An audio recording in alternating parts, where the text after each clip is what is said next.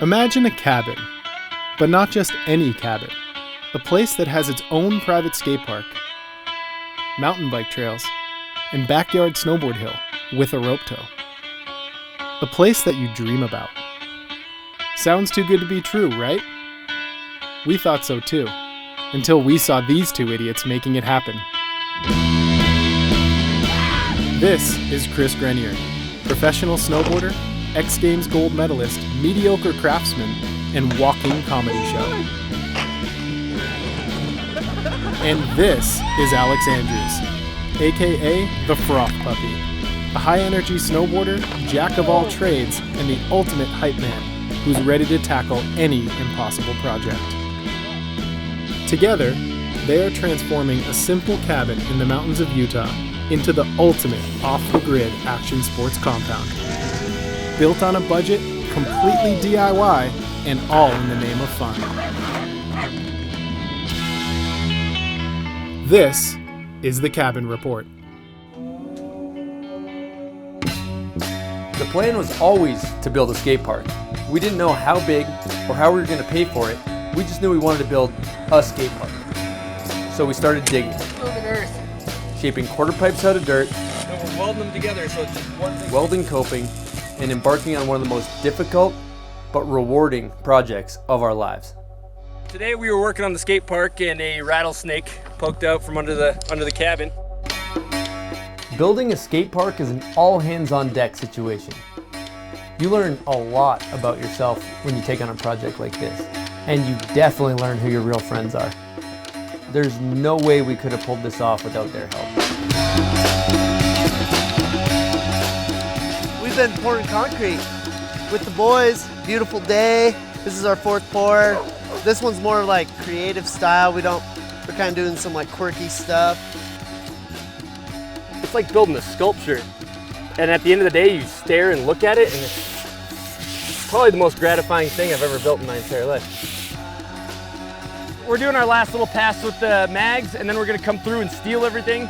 She's gonna be completely buttery and smooth and glassy.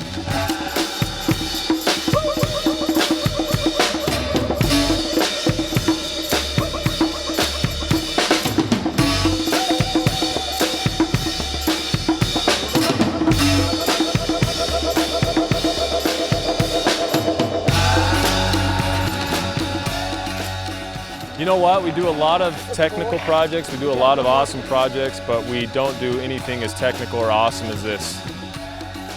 You know, we do millions of yards of concrete a year, and this possibly could be the 50 coolest that we'll do all year. So we're super stoked about being able to do this job. Honestly, there was never really an end in sight. We just knew if we worked long enough, it would eventually get done. Now we just have to find some time to skate it before we start something new.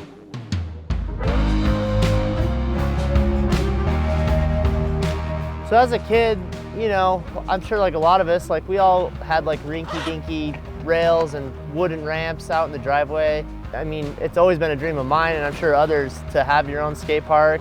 And it's pretty insane. Like it's still like hitting me actually that this is ours and that we built it ourselves. Pretty proud of it, honestly. I mean, it's not perfect and it's definitely DIY, but I think we did a pretty good job for really knowing nothing. And today's like pretty much our first day really skating it. We're gonna have a bunch of homies up, sunny, beautiful day here in Utah, and we basically get to enjoy the fruits of our labor today.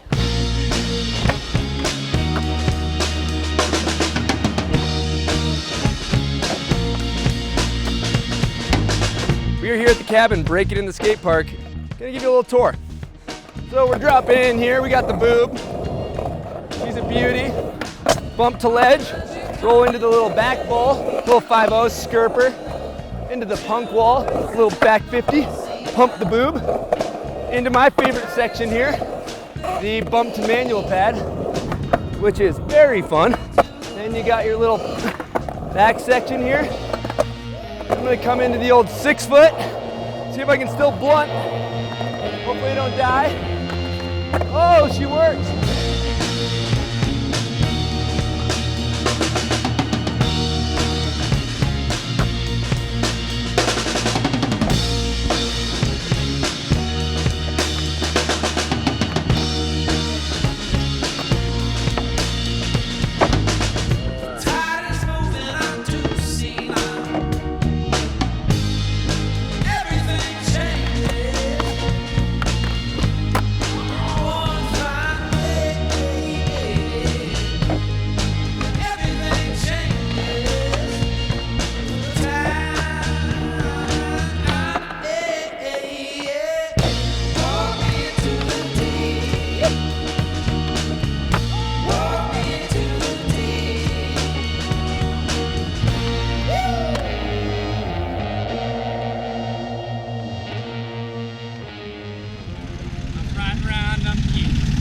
This here is the golf cart, aka the butter knife.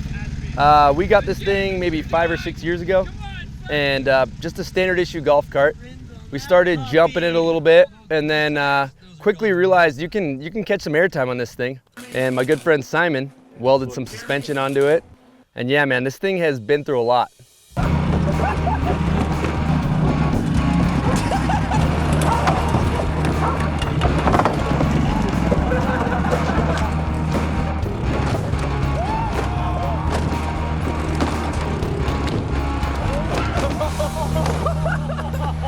We've had this golf cart for years, and one of my favorite pastimes is running over stuff with it.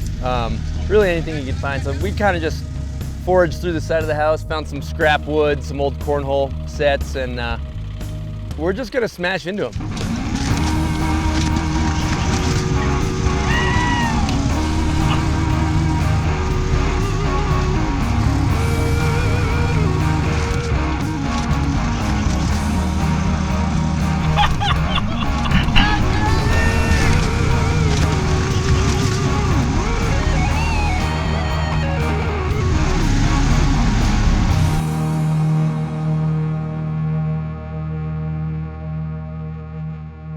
So we run these solar panels on our cabin and they've been working great, but today we need to move them to a more efficient spot on the roof to get more consistent sunlight throughout the day.